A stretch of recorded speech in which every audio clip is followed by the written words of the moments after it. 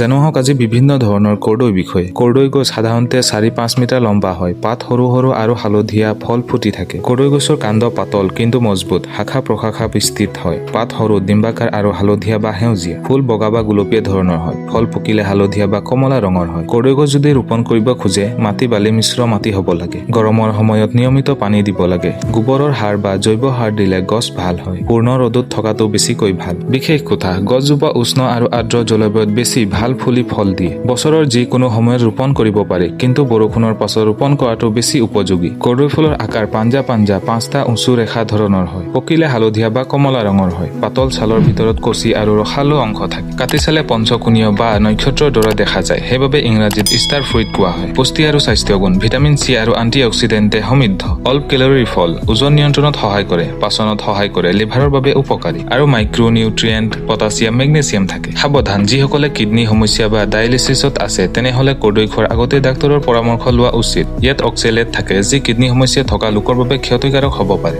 ধন্যবাদ। এনেদৰে ভাল তথ্য শিকিবলৈ আমাৰ চেনেলটো ছাবস্ক্ৰাইব কৰি